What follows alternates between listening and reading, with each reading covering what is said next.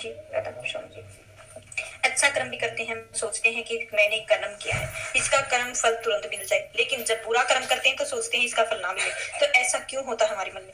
अगर हम कर्म करते हैं तो कर्म का फल तो मिलेगा। यदि हम कर्म फल से बचना चाहते हैं तो मालिक के आधार पर जियो, उसके आधार पर ही अपना आधार बनाओ। कबीर साहिब कहते हैं कि जरा नीच व्यापी नहीं छुआ, नाम सुनिए कोई। चल कबीर वह देश जहाँ वेद सैया होए, कि जहाँ पर ना तो बुढ़ापा है ना बीमारी है, यह सब व्याप्त नहीं होता है, जहाँ पर कोई मरता ही नहीं है, जन्म मरण बुढ़ापा इन सभी से मुक्त रहता है। तो इस देश को चलो, यह कबीर उसी ही देश का वासी है जहाँ पर वेद कौन है, वेद है वह साई वो मालिक है। जब उस मालिक के वह मालिक के रूप में वेद मिल जाता है तो वह इस जन्म में और मरण में बीमारी है, बुढ़ापे तक सब मुक्ति हो जाती है। बहुशा अगर यही तो जल है, केवल निराल मानव वहां ले रखिए, जहां नहीं जन्म काल अपने मन को इस प्रकार से इस संसार से अलग कर लो, जिस प्रकार कमल के पानी के अंदर रहता है और उसके अंदर डूबता नहीं है। जैसे जैसे जल बढ़ता जाए वैसे वैसे वह ऊपर उठता जाता है, तो उसमें बसता जाए लेकिन फंसता नहीं है। इसी प्रकार भवसागर में बसो लेकिन फंसो नहीं। ऐसा नहीं कर दिया कि फिर यम है वह काल, जो काल है उससे मुक्ति हो जाओ, तो फिर जाओगे वहां काल का भय नहीं है। लोग आपने देखा होगा कि अलग अलग प्रकार के भेष बनाकर घूमते हैं, कोई माथे पर तिलक लगाकर, तो कोई मुंड मुंडाई हुई, तो कोई गृहस्थी, कोई बैरागी, कोई जोगी। कबीर साहिब कहते हैं कि कबीर जोगी बंद बसा खन खाया कुंत मूल, ना जानो के जड़ी से अमर भया स्तूल, कि भाई जोगी बनकर वन में जाकर बस गए हैं और कंद मूल खाते हैं, लेकिन किस प्रकार तुम्हें अमर होगी इस चीज को तो किसी को नहीं जाना है।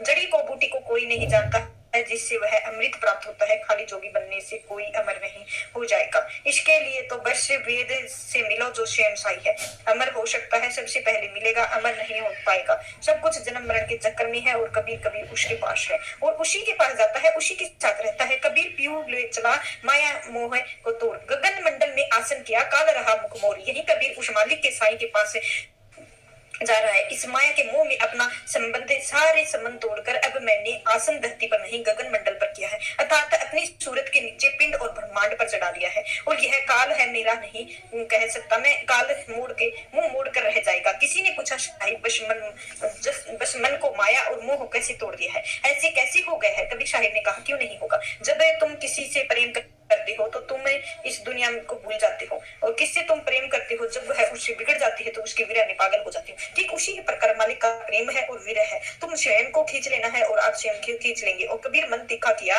लाई विरह घरसाने चित चरणों से चिपटिया करे काले बाण। यह मन तीखा है और अर्थात से संसार इकट्ठा हो जाएगा और मन यह किसके साथ लगेगा, उस मालिक के साथ विरह में तड़फेगा। और फिर यह जो भी आपका मन है उसी ही चरणों में लगा रहेगा। जब आपको चरणों में लगा रहेगा तो काल तुम्हारा कुछ नहीं पाएगा, तो तुम्हारे प्राण ले जाने के लिए मौका देखता है। कौन सी सांस तुम्हारे मालिक के नाम नहीं है, और जिसने भी तुम्हें भूला है उसी को तुम्हें उठाएगा। जब तुम्हारे अंत समय में आएगा तो वह हमेशा ताक करके बैठा हुआ है। लोगों से क्या पूछ रहा है कि ऐसे करने से मरने के बाद मुक्ति मिल जाएगी? कबीर साहिब बोले नहीं, मरने के बाद किसी को मुक्ति नहीं मिलेगी, जिससे मिलती है वह जीते जी मिलती है। बोले जी जीते जी कैसे? तो इस प्रकार शरीर में हम अमर हो जाएंगे। और कबीर साहिब ने कहा नहीं, तो शरीर नश्वर है, शरीर के सभी को त्यागना है, एक दिन होता है और इसका शरीर जबरदस्त त्यागा जाता है। तो एक होता है स्वयं शरीर को त्यागना, शरीर के देह के अभिमान से परे हो जाता है। दोनों का भेद है। जो व्यक्ति समय पर आने पर शरीर स्वयं नहीं त्यागता है बल्कि काल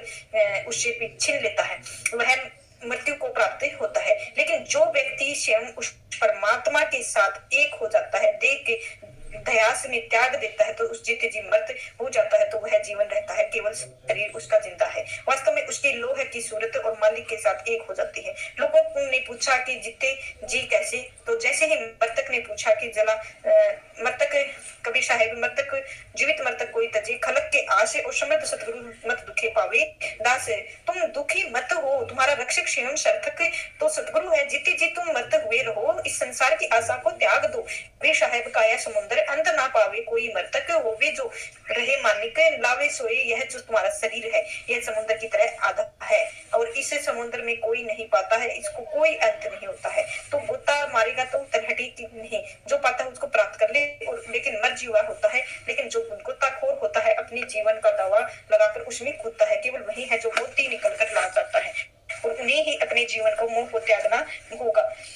अभी इस संसार में रूपी में मिल पाओगे। मत जुआ समुद्र का डुबकी, मारी एक मुट्ठी, लाया ज्ञान की जो और वस्तु अनेका की। जो मर्जीवा बनना है, लेकिन मैंने इस काया के रूप समुद्र में डुबकी लगाई है। जब डुबकी लगाई तो मैंने परम तत्व परमात्मा को पाया, परम ज्ञान को पाया, अपने अनुभव ज्ञान को पाया। उस ज्ञान में एक ही नहीं अनेकों वस्तु प्राप्त करी है। उसे इस संसार के नश्वर में जाना है और स्वयं को इस काया की कीमत पहचानी है और कितनी कीमत है वह यह काया उस परमात्मा के तत्वों पर जाना है, अपने तत्वों को जाना है और अपने मन को यह जाना है, एक ही नहीं, अलग अलग नहीं।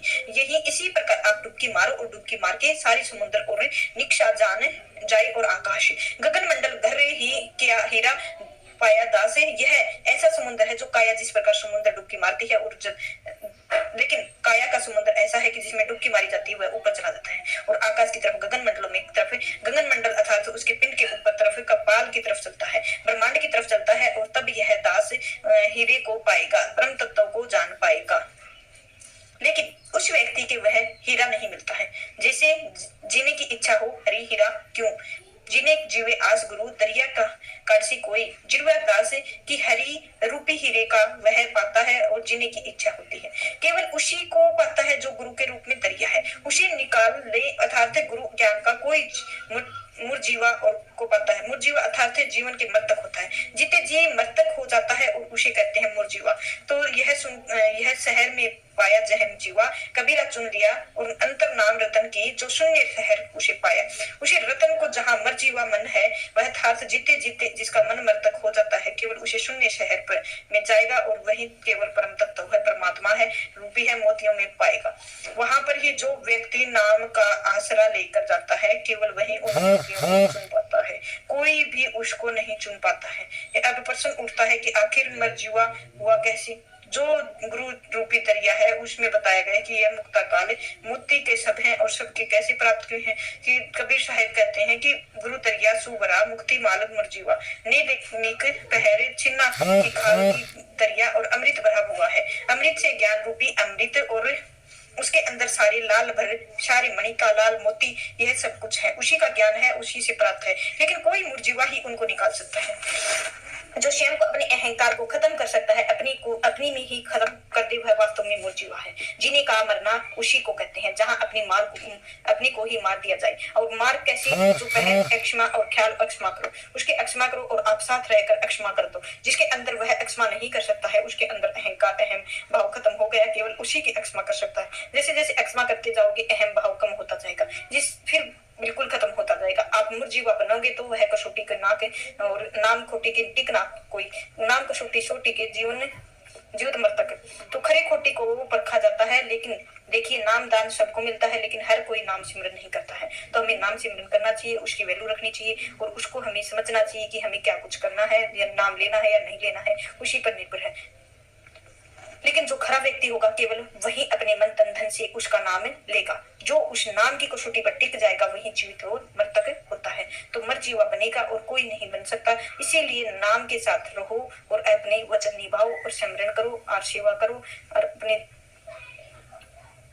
द्रौद्री अक्षमा भाव रखो और ऊंचा तरवर गगन फल बिछुआ और बिल्ला पंछी खाए, फल के चखे जीवे मर जाए और बहुत सा ऊंचा है। अगर कोई वृक्ष जिसका फल बहुत कोई ऊपर रखता है और कोई ऊपर बिल्ला पक्षी पहुंच सकता है, इक्का दुक्का ही वही उस पर खा सकता है। लेकिन इस फल को तो चखना वह चखता है जितने जी अपने को मार देता है, जितने जी अपने अहंकार को खत्म कर दे, केवल वही उस फल तक पहुंच पाता है। तो कौन से फल तक आप, जो परमात्मा रूपी फल है, अपना आत्म साक्षात्कार केवल वही कर सकता है। जिसको शरीर के आश और भला मर्जीवा कैसे हो सकता है। मुर्जीवा वह है जो इसको त्याग दे। सब कुछ आश शरीर को मर्तक हुआ है, न जाए काया और माया तंत्री जे चोड़े रहित बजाया। कि जो भाई अब तक शरीर की आश है, आप मर्तक नहीं हो सकते हो, आप मुर्जीवा नहीं हो सकते हो। तब तक आप काया में ही रहोगे और सबका मन से त्याग दो, फिर तुम पूरा बाजार में आराम से खुले घूमो, दिक्कत ही नहीं है। फिर तुम्हारे मन में भी ना कोई लोभ होगा, ना क्रोध होगा, न भय होगा, न कोई कुछ होगा।